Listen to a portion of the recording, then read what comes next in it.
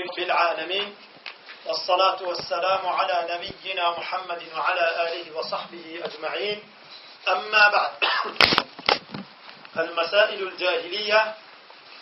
المسائل التي خالف فيها رسول الله صلى الله عليه وسلم أهل الجاهلية للإمام المجدد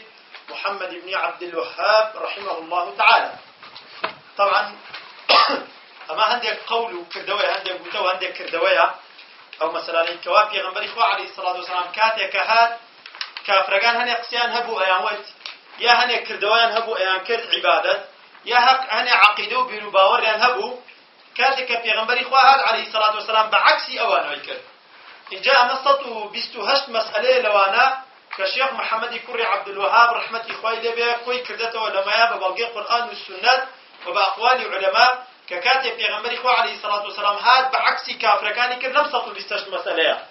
جاب الراسي مشتكي زور زور جرينجا يكب لواني كبيويست حمو طالب علمك بيزا لنك طالب علم بلكو خلقي عشائر أويك خوينواري شينية ديويستا مثلا بزانم شو بوي بزاني آية أبو جهل وجماعتك لسر شي عقيدة بون، لسر شي دين يبون، لسر شي بيرو باور يبون، شون عبادت يعني غير سكانا تشيبو بو أو أم لستطاقت ثواب عكسي أو أنا وبكات تاكو دينك نشو بيبا ديني أبو جهل وأبو لهب دارو دستقيوا. جاء فرمي المقدمة بيشكيتي ودانا فرمي الحمد لله رب العالمين، وصلى الله وسلم على وبارك على نبينا محمد وعلى آله وصحبه أجمعين، وبعد. قال شيخ الإسلام محمد بن عبد الوهاب رحمه الله تعالى في مقدمة رسالته مسائل الجاهلية: هذه مسائل خالف فيها رسول الله صلى الله عليه وسلم أهل الجاهلية الكتابيين والأميين مما لا غنى للمسلم عن معرفتها، فالضد يظهر حسنه الضد، وبضدها تتبين الأشياء. أفرمي الشيخ محمد كري عبد الوهاب رحمة إخوائي بين السنتين دسفيجي كتابة كده فرمي هذه مسائل أمتشن مسأليك يتلك كردوان لقصة كردن يا العقيدة كفي غنبري إخوة عليه الصلاة والسلام بيتشواني خلقي جاهليتي كرد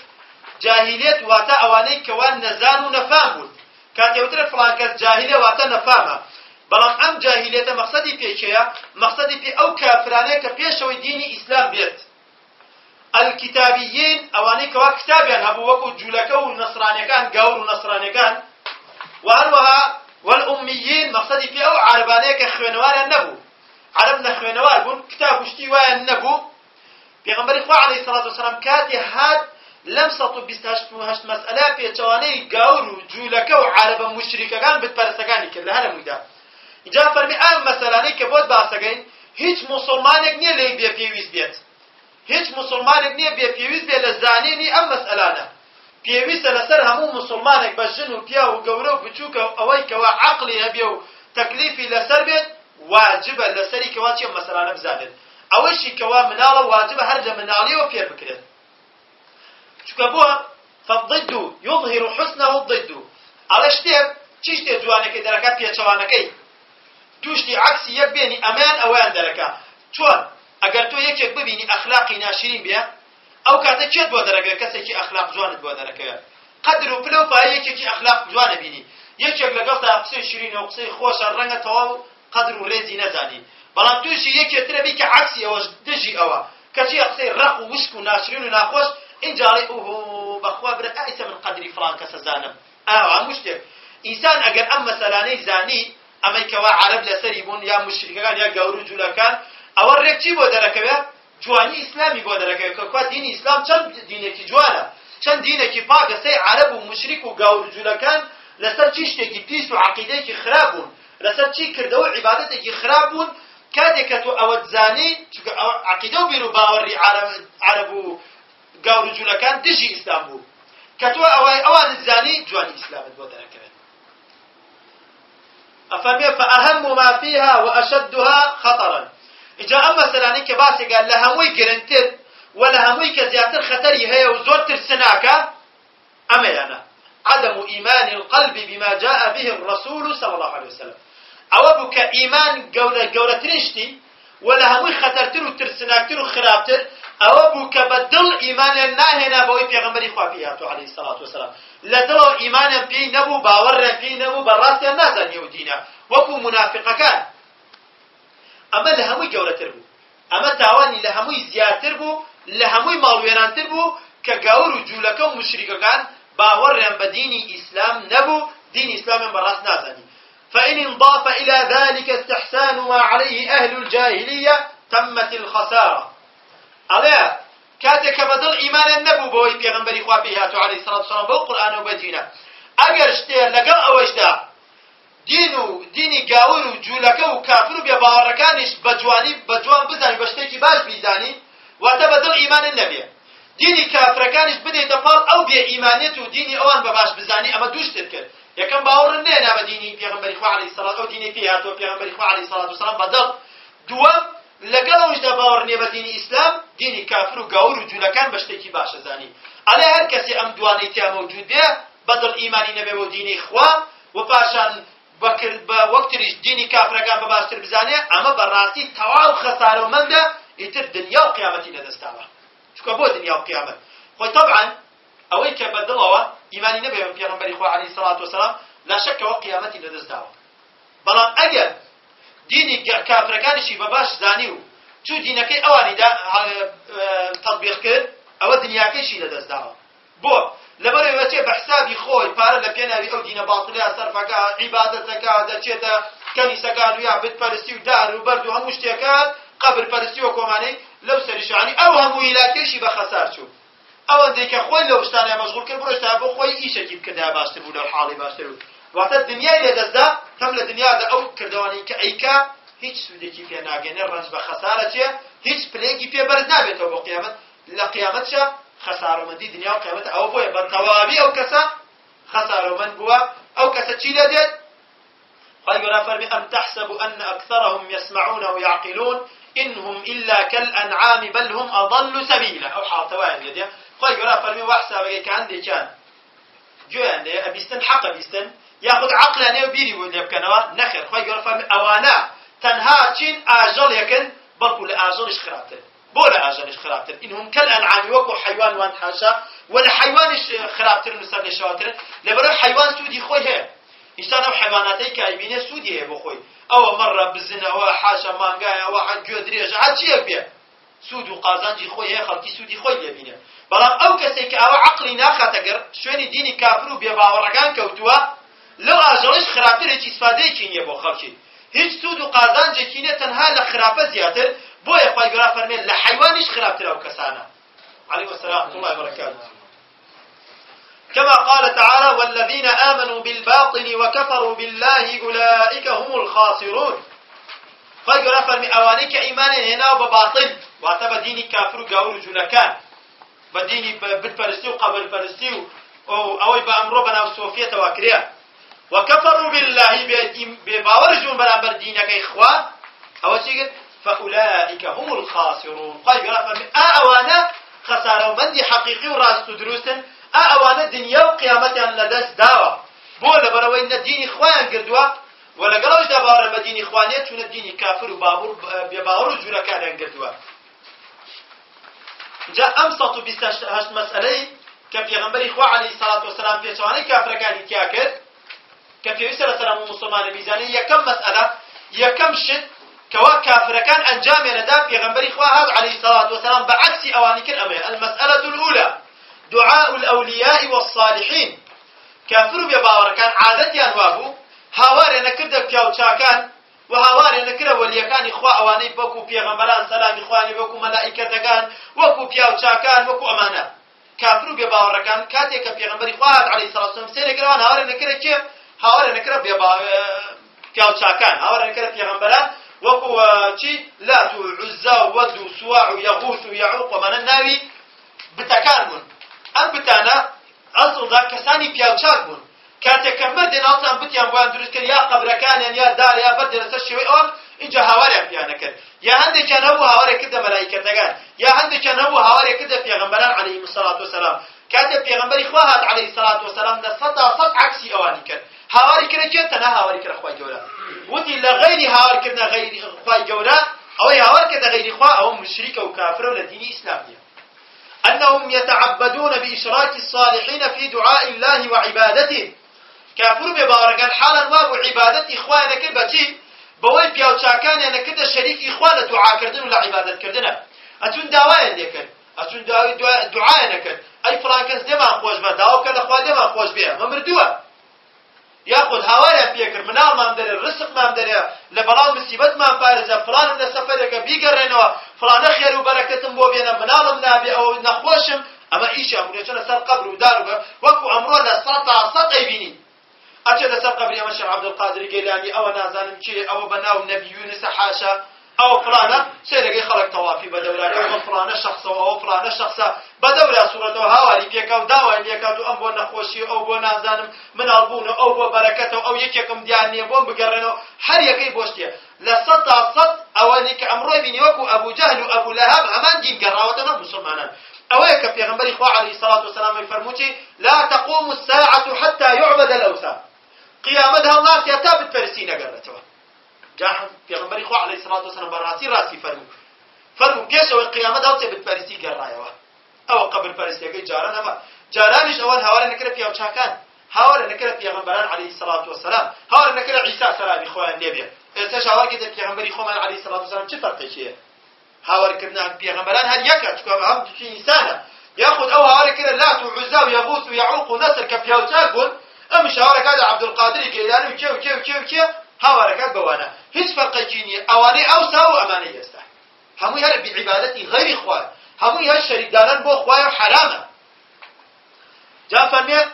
يريدون شفاعتهم عند الله كاتي هاولا نكره فيها وشاكان بنياتي تشيبون بنياتي اويك شفاعتي هم بوكن لا اخوان بنياتي اويك اوا على اساس اما شفاعتي هم بوكن تا اخوان جوري لي اخوش بيه اخوان جوري لا تاوانا كان اخوش اتو هاولا نكره قبره بوي او هاولا لا اخوان جوري شفاعتي هم بوكن بحسابي خويا تاغو اخوان جوري لا غناح اخوش بيه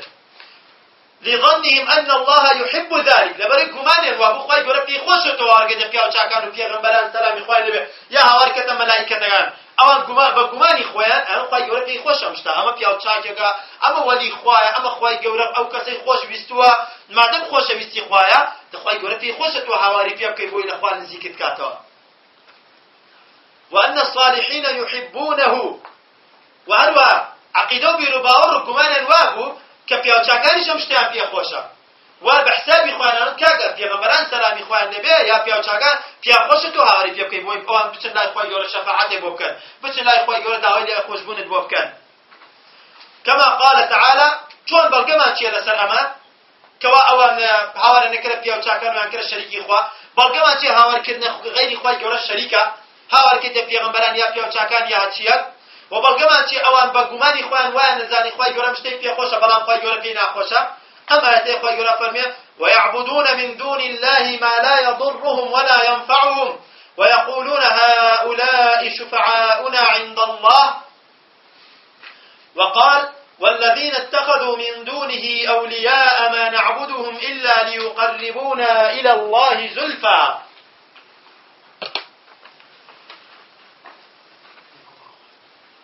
بلغرس اما خوي جورا فرمي اواني كغير اخوانا فرست والذين يعبدون من دون الله اواني كغير اخوا فرستن بلام غير اخوا چي كسيبا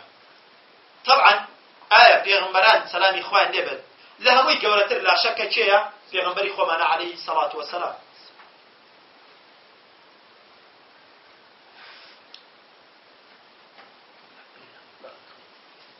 لهموي انسان كان جورتر لهموي بتقوات لهموي خوشويست لا اخوان جورا كي پیغمبر اخوان عليه الصلاه والسلام خوای جورا فرمي ويعبدون من دون الله لغير خوای جورا كسان جيتري انا فرس ايه پیغمبر اخوان عليه الصلاه والسلام خوايا نخير شو اوش شي پیغمبر انسان سلام اخوان دبه اولا هم جورتر ملائكه تكان جوري هم ملائكه تكان كي جبريل عليه السلام ايه خوايا ملائكه كمان تاني ملائكه إذا باش أخوي جرا فرمي أوانيك غير إخوة فلسطين ما لا يضرهم ولا ينفعهم كثانيا كان زريا بيجين النسوديش وعتاب يغنبري إخوة عليه الصلاة والسلام كجوري هم يانا خوش بالله هم خوش بيصير لا إخوة جرا وجوري هم ملائكة كانش كجبريل ناتوان النزر بجانب ما توان خير الشيء بجانب لغير خوي جورا كد خير والشر بدتني خوي جورا وافرمي ده معناه وايا حوار كنا بيان باطله او پیغمبر خو عليه الصلاه والسلام نتوانه زرر بتو بگينه نتوانه قازانج بتو بگينه اي خيري او چوب تگينه اي شيخ عبد القادر جيلاني رحمه الله عليه چوب بتو يگينه اي فلان وفيسان چوب بتو يگينه اي چنش كتانه كان نيوز نكرش بونا بدرو خوان كلا ولي خو ولكو دجال بونا ساحر بونا نيوز نكر بونا اذا كان مكه ومدينه نيوز كان نيوز جناك اتلا مكه ومدينه نيوز كان بتخلق جواز زاني راسك اللي بوته ولي اي ابي او تشي بيبكري بوت چی کرد بۆ خۆی لە دنیادا هەتا مابوو چڵکە و خۆر بوو دەستی لە خەڵکی پانە کردەوە هەتا مابوو ئەچوو خەڵکی پارەیە بۆرد و مەڕی بۆ بردەوە بزنی بۆ بردو ئەو شتی بۆ برد ئەی چۆن ئەمڕۆ تۆ لە دیفاع لە تۆ کات کە خۆی پێویستی بە خەڵک بوو خۆی داوای دەدەستی لە تۆ پانە کردەوە ئەوەی تۆ بۆیت نەبردایە نەبوو بیخوا ئەیتر چۆن ئیسفادەیە بێ بۆ تۆ جا خوای گەورە فەرمێ کەسانێکیانە پەرست لە غەیری خوا کە نە سوودی هەبوو بۆیان وەنە قازانجیش بەڵکو لەوەش گەورەتر لا تجي ترى خوي جورا فرميتي ببيغمبري خو عليه الصلاه والسلام فرمي بيام ولا بخلقي من نعتوانم خير بو خوم بينم نشرج لخوم بو خا او بو خوي بيغمبري خو عليه الصلاه والسلام نتوانه خير بو خوي بينه وشرج بو خوي دورو بخا اي لمن توي چون دورو خاطر اي بو من توي چون دينت كماني تاني اولادك ناتوانه وهربا لا عادي قلت لي فرميتي بل اگر من غيب بزانه او خير وخيرات بو خوم زورك قل لو كنت أعلم الغيب لاستكثرت من الخير وما مسني السوء بلى من غيب بمزانا شي باشا شي خراب ولا غيبات شي رودا شي رنادا او خير وخيرات بخم زوره هنا امزاني امشتب وابد باشا امشت باش نيبان الرموي وهروها اگر غيب بمزانا اشتيوا شونه اواتي هیچ شتێکی خراب ڕووی تێم ناکرد واتە شتی خراب عزیز و ئازار ڕووی کردە پێغەمبەری خوا عەلەیهی سەڵات وەسەلام ئایا توانی لە خۆی دووری خاتەوە نەیتوانی لە شەڕی ئوحودا بریندار بوو خەڵتان خوێن بوو لە تائیف سەلامی خوای لێ بە چیان لێ نەکرد هەموو گیانە نەشکان سەر و گیانی سەلامی خوای لێ بێ کە خوێن بە لاشەی مبارەکی هاتە خوارەوە بەڵام توانی دیفاع لە خۆی کە بەربارانیان کرد کەسانی مناڵ و مەزم و حاشا شێت و یا بێعەقڵەکان کەوا بەربارانیان کرد ئایا توانێتی دیفاع لە خۆی بکات لە مەکەدا لەیان کرد توانی دیفاع لە خۆی بکات نەیتوانێت دەمعنای وایە ئەولاتر ناتوانێت دیفاع لە تۆ بکات کە لە خۆی پێ نەکرێت لە توێشی پێ ناکرێت جا ئەلێرەیە ئەلەم مەسەلەی ئەم ئاەتەی دووەم والذین اتخذوا من دونه طبعا خەڵکی دێت ئەمڕۆ شوبهەیەکە مێنێتەوە ئەمانەی ئەمڕۆ لە کاکە خۆی مۆ پیا چاکانە ناپەرستین بابا خۆ من عەبدولقادری گەیلانی ناپەرستم خۆ من پێغەمبەری خوا ناپەرستم عەلەیهی سەڵات وەسەلام ئەی کاکە بۆ هاواری پێگەی کاکە تەنها مەقسەدم وەی ئەم پیا و چاکە لە خوا نزیک بکاتەوە ئێمەش ئەڵێن کاکەوە عیبادەتە ئەگەر تۆ هاواری کرد یا ڕەسوول الله فریام کەوە بۆ تۆ پێغەمبەری خوات پەرستە عەلەیهی سەڵات وەسەلام گومانیشی تیانی هەر کەسێک غەیری خوا پەرستێک لە دینی خوا دەرەچێت ئەگەر تۆ هاواری کرد یا شێخ فڵان فریام کەوە یا فڵانە شتم بەریە ئەوە تۆ پەرستوتە ئەو عیبادەتی بۆ کردووە بەدەلیلی چی بەڵگەما چییە خوای گەورە فەرمی ئەوانەی والذين اتخذوا من دونه أولياء أوانيك ولي في أوشاكان لغير إخوة كولا فرستوا هوارهم بيكن أنوتي ما نعبدهم أرجان كاك إخوة من أنفرسين بيغمبر إخوة عليه الصلاة والسلام هوار مكان لا تعزى بل في أوشاكونا هواري في مكان هوار مكان ود يغوث يعوق سوا هوار مكان عيسى عليه السلام هوار مكان موسى ما يفرسن أوانيك كاك إخوة هوار كنتن فرسينية ما يفرسين أي جهة ها ما نعبدهم إلا ليقربونا إلى الله زلفى أنا كاك خوي من أي فلسطين أي بوجي على التنهام بس من أوي الأخوان نزيك ما كانوا طوال أما في أوشاك ونما لا الأخوان نزيك ما كانوا إلا خوي من أي فلسطين والأخوان يفرمتي واتا حمال قصي ماني إستا أمي شرطي كاك خوي من أي فلسطين بس مقصد ما أوكي أوشاك الأخوان نزيك ما كانوا حمال أو قصيك أبو جهل وأبو لهب وهاوشيوكان يعني متوا معناه واتيها هاوارد فيك العبادة بوكي دعوة اشتاك لك العبادة بوكي خلاص بيت خوش بيا بيت ناخوش بيا خوي جورا فمي اوي هاوله بيبكا داوين نكا بشتي ببسته او عبادتي بواكل وهذه اعظم مسألة خالفهم فيها رسول الله صلى الله عليه وسلم اما مسألة دعاء كردن وعبادة كردني بيا وشاكان قولترين مسألة بك بيغمبر إخوة عليه الصلاة والسلام بيتشواني كافرك عدي كرد چی کرد پیغمبری خوا علیه الصلاة والسلام پیچوانه کرد باشه و زانیمان اول هواله نکرد پیاوچاکان ای پیچوانه چه تا اما بیزانیم چه بجی که طبعا هر مسئله که ینا به عکسکی شی بزانی عکسکی او تطبیق کرد ولا سر دین اسلامی او اوان تطبیقی ولا سر دین کافر کان او فاتى بالاخلاص پیغمبری خوا علیه الصلاة والسلام ئەوەی هێنا کە ئینسان عیبادەت هێبێت تەنها بۆ خوا بێت هاوارکردنت پشت بەستنت قل إن صلاتي ونسكي ومحياي ومماتي لله رب العالمين لا شريك له وبذلك أمرت وأنا أول المسلمين نوجب قل إن صلاتي ونسكي حيوان سربرين ومحياي ومماتي أو كردواني كرجيانم دائكم وواني بيش خومي خنبر ومردن جيان ومردنم همي بوكي لله رب العالمين تنها بو أخوايا كفرورقار وبخيوكر وجياندي حمو عالم لا شريك له وبذلك أمرت أفهم أخواي جورا لو عبادتانية شريكي نيو ومنش أمر بيك راو بوا ما كواله پیغمبر خدا علیه الصلاة والسلام فرمی أخواي جورا ليش عبادتك لو أنا شريكي نيو وأنا أول المسلمين من يكم كسبك عبادتي تنها أخواي جورا كمو لهم عبادتك أنا أبو أخواي كم جاء فرميتي وأخبر أنه دين الله أرسل به جميع الرسل پیغمبر خدا علیه الصلاة والسلام كاتي هاد بخلقود أي خلقنا أما ديني أخواي جورا أما أو دينيك أخواي جورا همو پیغمبراني في ناردوا كما أويك عبادتنا أبو أخواك هاوارك أخواي جورا وكسيتن وأنه لا يقبل من الأعمال إلا الخالص وأنه لا يقبل من الأعمال إلا الخالص وأخواي جورا هيج عبادة قبول ناكت إلا أو عبادة نبيك تنهاب أو كراو مقصد هيج كسيترنيا كسيترنك الشريك لغا الأودان وأخبر أن من فعل ما استحسنوا فقد حرم الله عليه الجنة ومأواه النار وبيغمبر إخوة عليه الصلاة والسلام بكافر كان يشوت أجر إيوه أو دعاء كردنا وهاوار كردنا في أو شاكانا بباش بزانن أو أخوائي جورا حرامي كردنا ستام بچنا بهشتوا وشوين تو شويني معنوتام جهنم بيتو بأبدي كامين نوا أجر چي هاوار كردنا غير إخوة دعوة كردنا غير إخوة لقبر ودار وبردو في أو شاكان بباش بزانن وهذه هي المسألة التي تفرق الناس من أجلها بين مؤمن وكافر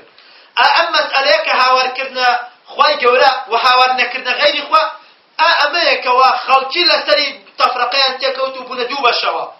لبالي تيوتيا هندكي بنا مسلمان وإيمان دار وتيان هاوار ناكين غير إخوة غير إخوة كذا فرسيم هندكي بنا كافر وبيباور وتيان إيما كاو شاكان ووازد عبادتي كاو شاكو وازد هاوار كردنا پیغمبران سلامي خوانه به هاوار كردنا ملائكه نايدين وتيان اوان اخوا من نزيكا گاتوا واتا خلقي لسر اما اوي وتي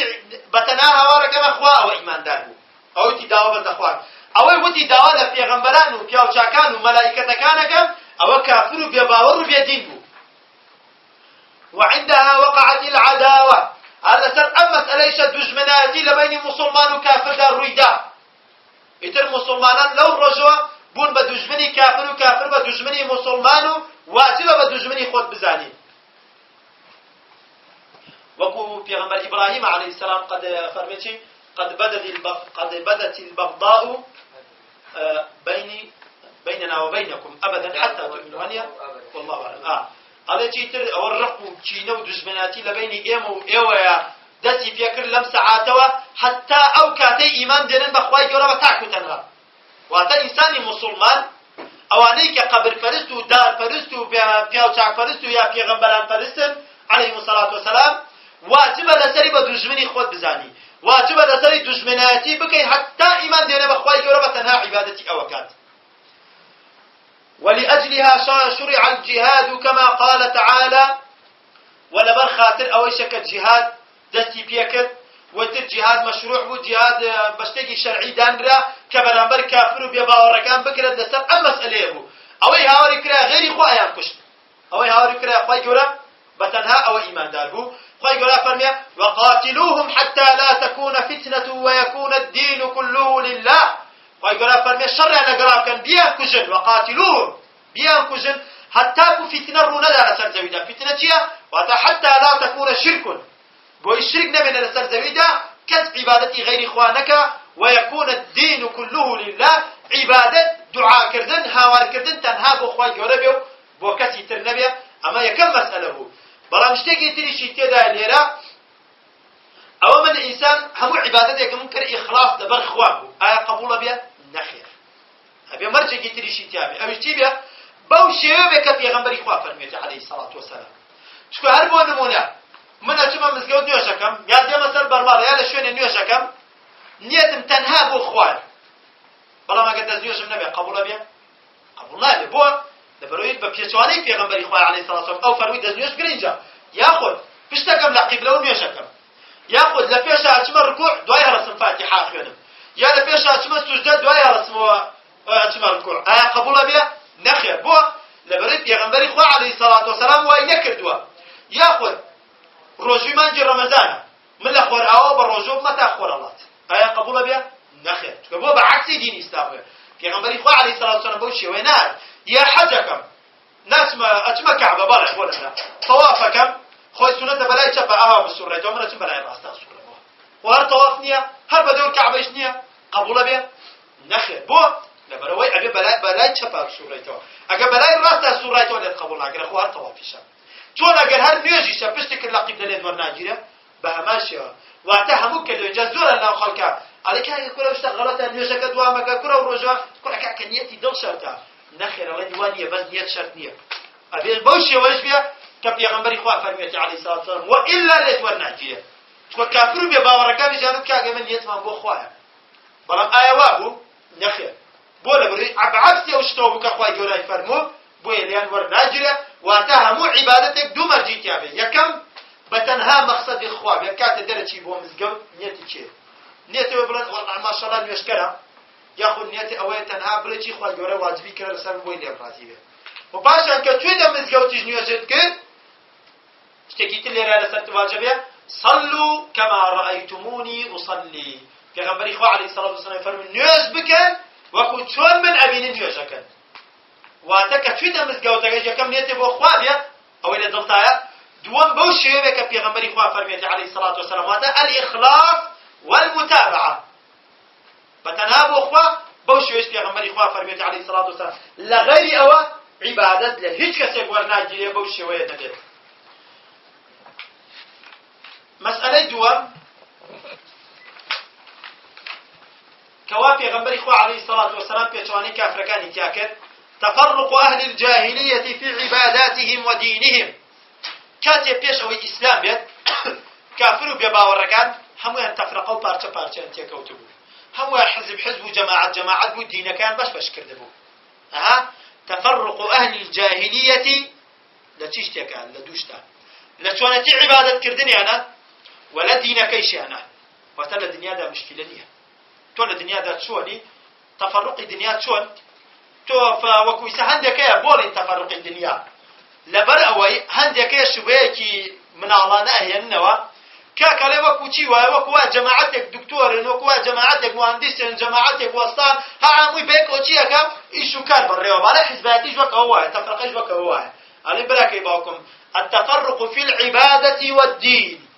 ئەوەیە تێگەشتی لە دینی خوا پارچە پارچاکی بەناو دینەوە یکەیت مسلمانە پارچە پارچاکەی ئێمە شەڵێن ئەوە شتێکی دنیاییەوە تەفرقە نییە ئەوە پیشەیەک و کردەوەیەکە چونکە ئەویان وتووە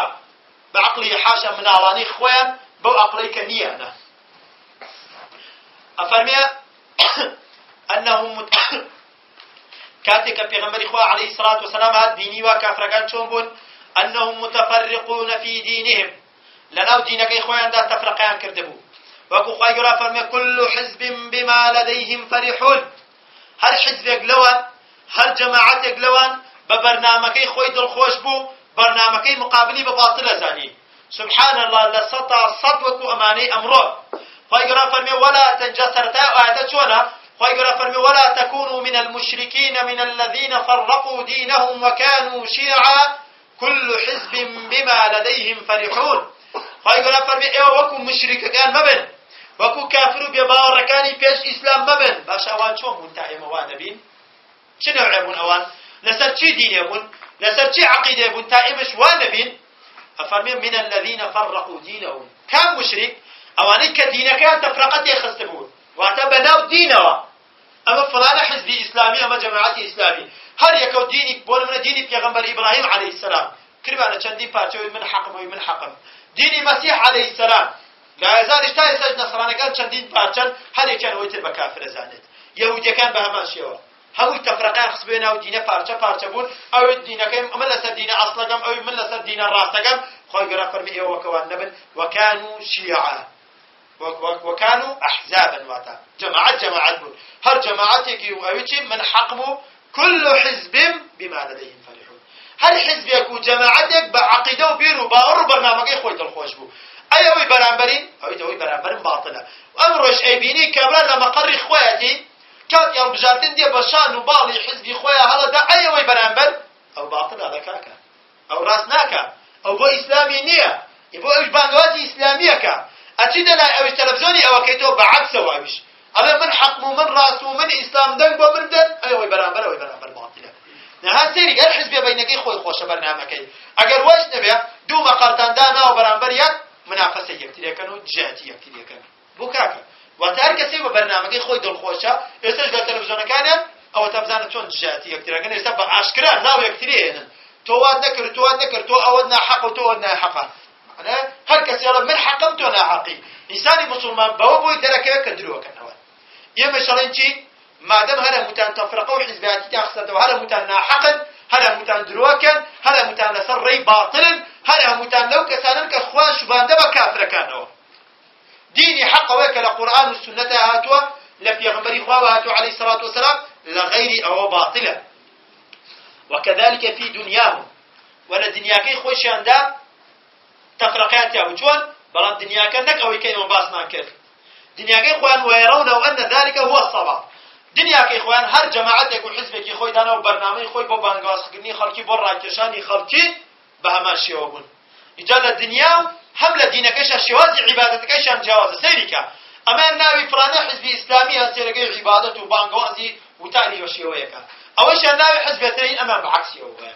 لبانګواس کردنی شنه حزباتکش انا برنامه انا بو بریو بردنی حزبکان دنیا دا لوش انا جواز هر کار که ما تو بخوی برنامه کی و حزبگی خوی نوسیوتوا بدست کی خوی نوسیوتوا امر له خلق و بدین هو فلان کس نوسیوتوا اولا نه دینه جا فرمیتی و هر و چی عقیده بیرو و يرون و يعتقدون عقیده بیرو باورن و بو ام حزبات تفرقیاش تکی باشه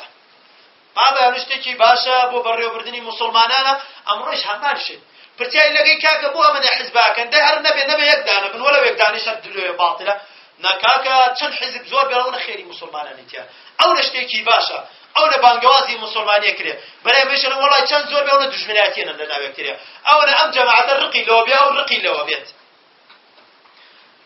فأتى بالاجتماع في الدين سيدك او انت فرقات ابو پیغمبر خو عليه الصلاه والسلام چی هنا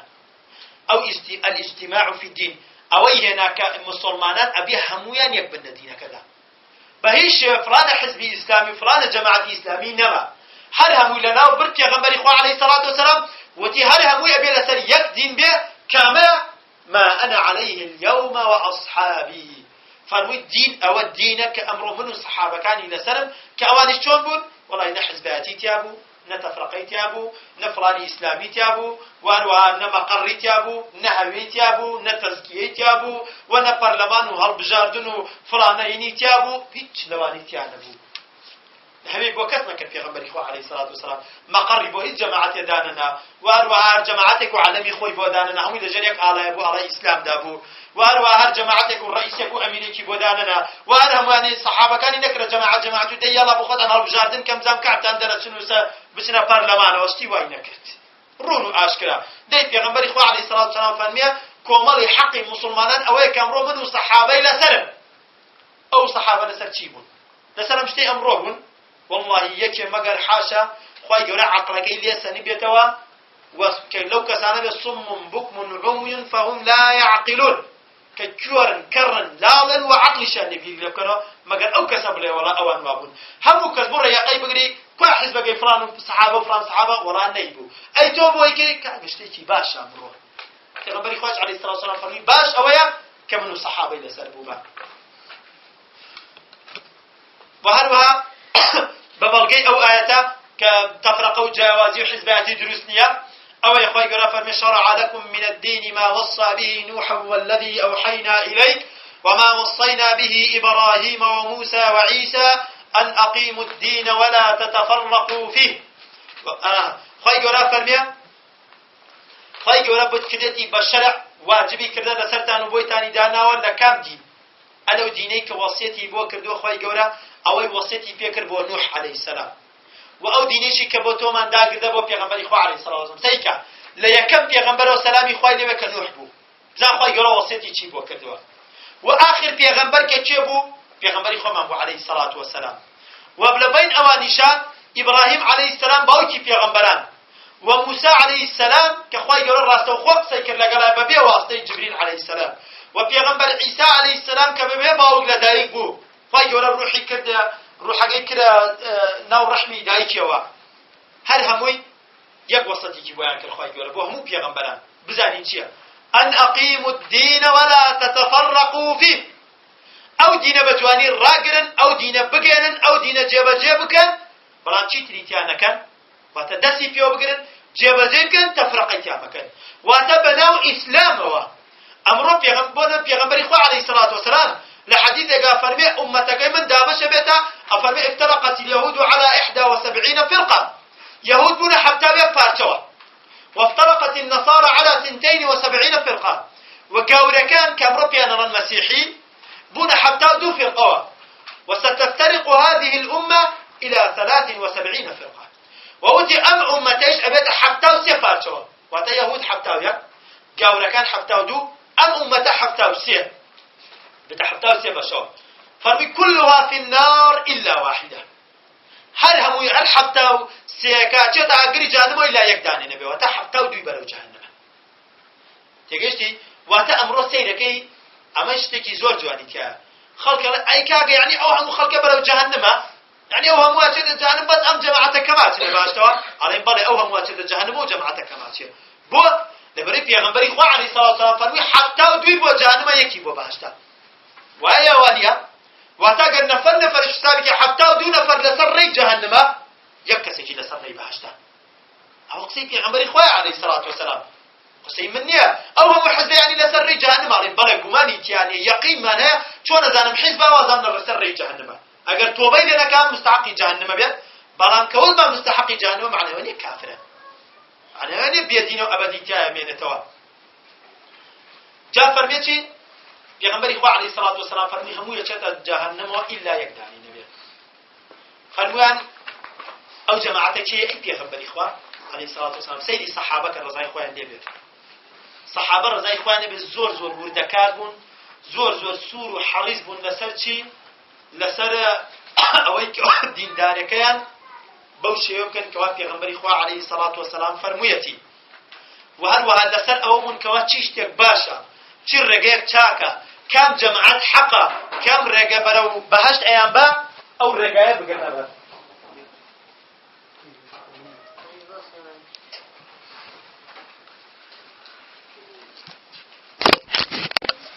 بقى وكام كون خينة توليانا داري وكيما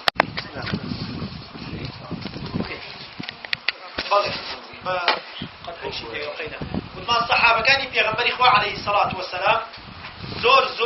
سور بن لسروي كخير بزان رقي راس رقي حق فرسيارة نكد بلام خلقي أمرو سيرقي بو دنيا كي أقر إيشيكي بيوه أجي لهزار كنو قشبنا فرسيار لهزار كسكوع كان خيري زورا كام إيشا باشا كام سيشاكا بو دنيا سري بيونيا فرسيار لهزار كسكا بس دوري چوار دنيا دسكا بلام بو دينكا سنگی جارو 10 سال لسر شتێکی حرام ئەی فرۆشێت دوایە ئەوستا پرسیارەکە ئەرە حرامە یا حەڵاڵە تۆ ماڵی خۆت کاول کرد 2 ساڵە 10 ساڵە 20 ساڵە ڕیبا خۆی ئەو شتە بە حرامیە پرژینجە دی پرسیارەکەی ئەی بۆ ئەوەڵ جار پرسیارەکەت کووا کامە خێری زیادە توی ئەنجامتدا ئەی بۆ پرسیارە نەکە بزای حەقە یا ناحەقە بزەم باشە یا باش نییە سەرەکەی کابرا پرسیار ناکە کاکە بزانم کامە ڕێگە ڕاستەکەیە باشە ئەمە جەماعەتێکە ئەوە جەماعەتێکە دێمە پرسیم کاکە بەرنامەی تۆ چێ دایناوە کا بەرنامەی تۆ چییە چۆنە کا ئەسڵێکی بۆ هەیە مەی تۆ لە قورئان و سونەتە کا بزانم سەحابەی پێغەمبەری خوا عەلەیهی سەڵاتو وەسەلام وایان کردووە ئەگەر کردیانە بەستە چاو باش شوێنت کەوت ئەگەر لیان کردە کاگەیتر دینی چی بۆم خەڵەتێنی بەڵام وا ناکەن سەرەکەی 20 ساڵە ناوێنە لەناو کۆمەڵە شوبهە و گومان و بیدعە و هەموو شتێکیان بۆی دروست کرا تازە دڵەکەی چۆن بووە كلا بل ران على قلوبهم ما كانوا يكسبون او هم بدعه وخرافات وتفرقيت موري داوله سردله بيشي ويحتاج وانا بوي بلي حق ولا او هي كدوا انت تدوا استفادينيا انت دواي كده برسيال كردن بس بوچي بس بوي ردي خلق داتو راتيش ناكا نك بوي حق بزانه شو تازه تو 20 سنه دل تو وكوي خواردتي او سفجك او شو غمان بدعه وحزبياتيه تازه بكل تشيدي خير تيانا ما وتنها اونا برو لنا كل مسلمان بيتوا بلان أوان ونبون كلمة بكلمة فرتيانا كان يعني بزاي كامل رجع حقك يبزل كبيغمبري خوا عليه الصلاة والسلام فرمي حفتاو دو باش لأمتك ما تجد جهنم ويك باش يجد باشتوا أعزا فرتيانا كتيان باردس ما نتشه وتيان كي البيغمبري خوا أو جماعتي كاتشد باشتوا بايمش دوان بي وكو فرمي تي بيغمبري خوا عليه الصلاة والسلام فرمي هي الجماعة تي جماعتي مسلمانا جماعتي مسلمانا كي هي بزاني كومالي مسلمانا أمر رومية له زي كمان كومالي مسلمانا وجماعتي مسلمانا پیغمبر خوا عليه الصلاة والسلام فرمي مثل ما أنا عليه اليوم وأصحابي من كان على مثل ما أنا عليه اليوم وأصحابي فرمي أو جماعتي كأتشنا بهشتوا ككومالي الرزقار بورو دينك حقا أو جماعة كنسر أو دينا هاو شوي أو دينك كأمر منه صحابة كان نسر دي پیغمبر خوا عليه الصلاة والسلام صحابة كان نسر چي أو خواه كس عقلي أي جريت بعقلي كسواتيه كس بيستيتي تا استا كأوان نسر أمهم نكبتي بن نسر أمهم شر آجا وخيون بكجدانا نسر أمهم تفرق وجاوزوا حزباتيا نسر أمهم تجاتي يكتريا نسر أوشتبونا كسيان نسر أوان نبون تيب بيغمبر إخوة عليه الصلاة والسلام فرمي أو جماعتي كنسر أو ديني أمرو من نسر نجاتي بها لا غيري أو بلو جهنم بوي مالا الرقي والحزبانة هم الرقي جهنم همون رقي حزبكان رقي صوفي الشيخ ودريوشكان رقي هل هو رقي جهنم بلو لسر ريواري جهنم خواهي جورب مع فارس اگر توبه لي نكرو نقرنو مستحق جهنم بد وإنساني مسلمان بيويس لسري فرسيارك كاكا تو مشتمكيري كوا آياتك كوا حديثك هم آيات حديثك كوا كوالي تيكشتوا زان كز دسالة أمد والي تيكشتوا يا كاك فلان وكاك فيسان بهوصي خوين تفسير يكن ونهانا عن مشابهتهم وقال تعالى إن الذين فرقوا دينهم وكانوا شيعا لست منهم في شيء خيرك خواهي قولا سأل قلب يغنبري خواهيك عليه الصلاة والسلام ما زور قلنك خواهي قولا فرمي أوانيك تفرقان ناو دين إسلام ناو دينك آخر استوى أوانيك لدين إسلام تشكفوا من نوح عليه السلام حتى كو ديني إخوان هل إسلام خواهي قولا فرمي أوانيك تفرقان ناو ديننا يوا كبسبش يكروا هل يكوتي جماعتي من إسلامي حقنا نتي حزبي من إسلامي حقا وبونا بارشة بارشوا هر بارشة يكو أميري خوي وجماعتي خوي هبو لست منهم في شيء خوي قرأ فرمي تو بريء شيء في الدين يبون تو بريء إلوان جام يبشري پیغمبر إخوة عليه الصلاة والسلام بريء لحزباتي كيو وبريء لو شو كانوا كردوانيك أي ولا تري لو عقيدة وكردوانيك أي كان لو بدعوا خرافك عليك ذاتا المزرانوة بنفس آية القرآن خوي قرأ پیغمبرك عليه الصلاة والسلام بريء كد لأخوان ولا حزبيان ولا كردو لا واشتكا وبيغمبر إخواش عليه الصلاة والسلام بريء لحزب لجماعته لكردو لعقيده برباور أماني أمره كوائي بينيت ونهانا عن مشابهتهم بقوله وخواهي يقول لم آتيجا نهي لأما كردو كخوان بشو بيان بكافر كانوا يما شركة سيقاطي بخو جماعتك بناو إسلامي دابنا خواهي يقول فرمي ولا تكونوا كالذين تفرقوا واختلفوا من بعد ما جاءهم البينات خواهي يقول فرمي ويوكوا أو كسانا نبت كتفرقيان تيكوت جیاوازیان تێکەوت و لە چ کاتێکا تەفرەق و جیاوازیان تێکەوت بوونە بەشبەشەوە من بعد ما جاءهم البينات پاش ئەوەی کە ئاەتی ڕوونیان بۆ هات لە خوای گەورەوە کە قورئان و سونەتیان بۆ هات کافر و بێباوەڕەکان کاتێک کە تەورات و ئینجیل و قسەی پێغەمبەرانیان بۆ هات عەلەیهی سەڵات وسەلام پێغەمبەرانیان بۆ هات و کەلامی خوای گەورەیان بۆ هات دوای ئەوەی جا تەفرەقیان تێکەوت واتە دوای ئەوەی کە خوای گەورە بۆیان ڕوون کردەوە کە جایز نییە ئەمانەی خۆشمان باش چی تفرقان تيكون باش أوهم آياتك أخوة يقولوا بومنا فرمتي واعتصموا بحبل الله ولا تفرقوا دس بقرن بدينك إخوة متان تفرقا مكان بارچة ما بن هديو كتكو جماعتك أخوة دانا آية لدوايا وآيات خلق تفرقا تيكون إنجايانا وأخوة يقولوا لآياتك ترشا فرمي وأن هذا صراطي مستقيما فاتبعوه ولا تتبعوا السبل فتفرق بكم عن سبيله ذلكم وصاكم به فيقول فرمي أمر ريق الراستكي منه يقر ريق آية شوێنی بکەون و شوێنی ڕێگاکانی تر مەکەون هەر هەر کاکێک و بەناوی خۆیەوە جەماعەتێ دانا و من ڕێگەی خوایەوە هەر کاکی هەڵسێ و جەماعەتێ دانا کورە کاکە ئەوەی تۆ هەمووی کاک فڵان داین هەمووی 15 ساڵێکە زۆر 20 ساڵێک ئەمە کەی بوو بە دینی ئیسلام کەی بوو بە دینی خوا کەی بوو بە ڕێبازی پێغەمبەری خوا عەلەیهی سەڵات وسەلام هەمووی 4 ساڵە دامەزراوە هەمووی کاک فڵان و کاک فیسان و کاکین داینا بەخوای گەورە فەرمێتی ولا تتبعوا السبل شوێنی پارچە پارچەی مەکەون حزبەکان چکە بۆ فتفرق بكم عن سبيله چکە بەڕاستی لە ڕێگاکەی خوای گەورە لاتانەدا ذلكم وصاكم به ئەمان زۆر گرنگە خوای گەورە فەرمی ئەوەی کە حزبەتی نەکەن تەفرەقە نەکەن و دینەکەتان بەش نەکەن ئەمە وەسیەتی خوای گەورەیە بۆ ئێوە ئەمە ئەمری خوای گەورەیە بۆ ئێوە جێبەجێی بکەن و لەیلا مەدەن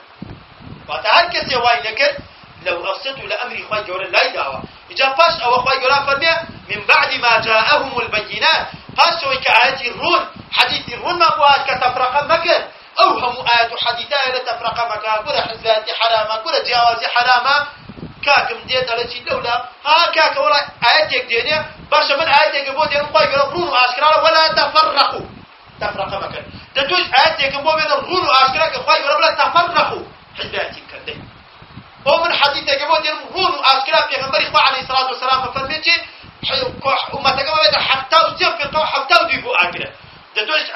بەڵگەی جوان بۆ بێنەوە کە پێغەمبەری خوا عەلەیهی سەڵات وسەلام بڵێ ئومەتەکەم تەفرەقەی تێکەوە هەمووشی بۆ بەهەشتە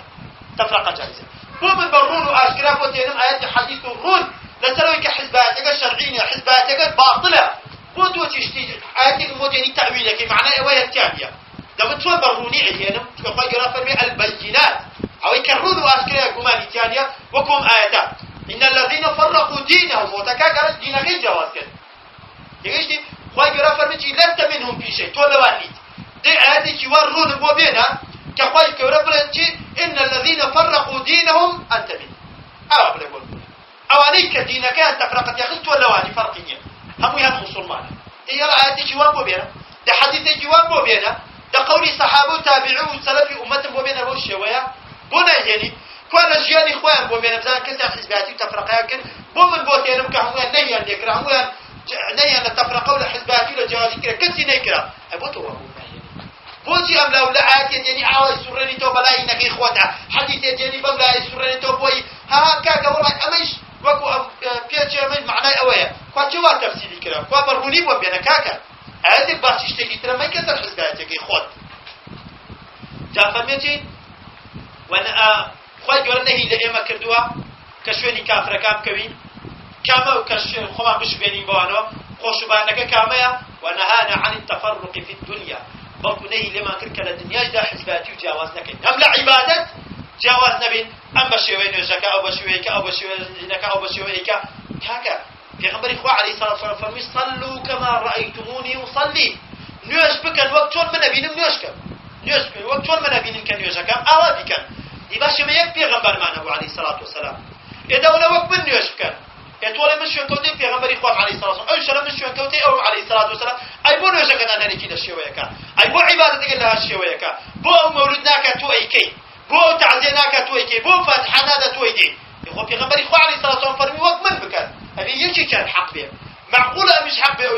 مش حق به من بلا فاتحه حرام وتوبلي حلال بلا كاك ولا من حقه ويتوش حقه مستوابيت معقول يبرا من حق متوش حق عكسية كوي شيء يكفي غنبر معنى عليه الصلاة والسلام ويبدي معنى يقول الآن ديكاك ولا بابي قرنوا لايك زي من حق مياتوه أويلا قرأوا كنجا حق راسية أويلا قرأ نكنجا باطلة ودروب جلسية مولودة تعزية قرآن خندنا لسر قبران قرآن خندنا لسر مردو قرآن خندنا لتعزية قرآن فروشتنا خندنا حاشا فروشتنا وحزبات يقيتويا وعمه جورهاش قبل موسيقى وقولاني وافرد وفيلم ونظام شيكانتا هر هموي باطلة هر هموي رقاء خوشكرة برو جهنم هر هموي بيتشواني ديني خوايا هر هموي او ديني ككافر بباوركاني لسربون استا بشويكي مودير بشويكي موديني تازة ببرجي جوانو بل يتر بپانتولو مانتولو هنا نو در خواتي خمچندن هر هماشتا همان او ديني جارانا قراوتوا وهروها لو آتش خوي قرنا إلى ما كره كمال الدنيا ده تفرق بكوين بارچه يبكين واعتصموا بحبل الله جميعا ولا تفرقوا كاكرون واشكرا خوي قرنا فرمي حموتان خوتان بقرن ودز بقرن بحبل خوي قرنا حبل خوا كامية أويك بيغمبر إخوة عليه الصلاة والسلام روني كدوانك كفرميتي كتاب الله وسنتي كتابك إخوة قرنا سنتك منه وسنة الخلفاء الراشدين وكو بيغمبر إخوة عليه الصلاة والسلام فرمي إنه من يعش منكم من بعدي فسيرى اختلافا كثيرا اگر يكب لأيوة بجي لدواي من جواتي وتفرقائي زور بينير لو كان دا ايما تبكين فعليكم بسنتي وسنة الخلفاء الراشدين المهديين عضوا عليها بالنواجذ وإياكم ومحدثات الأمور فإن كل بدعة ضلالة. پیغمبر إخوة عليه الصلاة والسلام فرموي أقريك لدواء يوم من بجي تفرقوا جوازيك زورة بينه جالو كاتدا دز بگرن بس سنتي منوا وسنتي هر چوار خليفه ابو بكر وعمر وعثمان رضي الله عنهم ديبيا وهر زور بتندي بيگرن وبري مدن وأقدارتان كم وخوتان لبدعة وش تداهن راو كان دروس كان إجا قورترين بدعش كان أمسر دمدا دروس بو براسي كشر زورا كتفرقوا جوازي اختتنا مسلمانا وكآجاوين وتو بدعي حزباتيا هيت بدعي وقت لم زمان دا هيت بدعي وقت بدعي شر وآجاوين اختتنا مسلماني بكوش دا هموي كربة دجمنيك إسلامي لما تاو خلق ناشرين كر خلقان جيبيس وملحد وماركس وكومنيست دم أولى تدريج بسبب أو حزب بناو إسلاميين وبرابر إسلام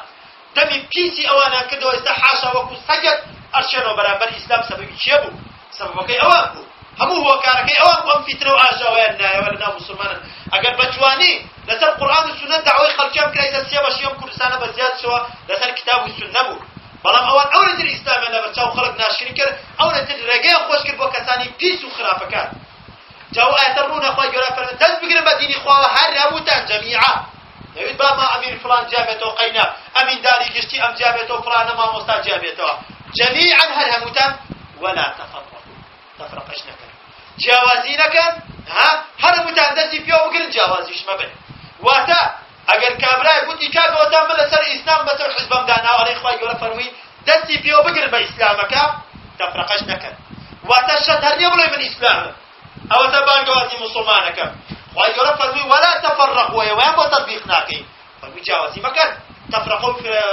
خلاف مننا مسلمانا نوا وهرب عقلش شي ولاتك شي قومك لتاريخ الإسلام بل لتاريخ يوم الدنيا بقارش يبوا بشت والله هموم ملة يبرو تاريخ بخلنوا كاتك الرخاء تفرقان تكوتوا كاتك الرخاء قارش بونا الكردة كاتك الرخاء كاتك تفرقان تيارخست كاتك الجوازي اختنا الكردة هل بس كان دايا ولاتيا تايسوس بزانة تواني يك بقريتوا أو هشتان نوات صالة بلام ايكر همو يكوايا بيان دا هذا مو كردستان يكوا بيان دايا العراق هرب ماوي يكسالك همو العراق شانا قلنا كان كردستان بس بوا يكن كويتا موجا كدوا العراق وآشاولا نايانا هبي يكنا كدوا أو همو دولة عربية لتيو دروس بو أوان دروس يكن دولة همو يكبو مسلمان لشرق وغرب ويك دولة بو زيادة النبو بلام هاتن أوروبيا كان بس يانكر فيش أمتي عربية جيان كردوا أما أمتي فارسة جيان كردوا جهات لنا أمتي كان شابارشة ولاة عربي كان شاكرة شدين ولاته لنا ولاة كان شا حزباتيا نايا لنا حزب كان شا شدين شخصيات يندرس كردوا بستوانية كان بوي همي مشغول بيكتيريوا كس عقايد غرب نبي بهوسي خوي دز جلسة سبينيا حزب راسه بيلا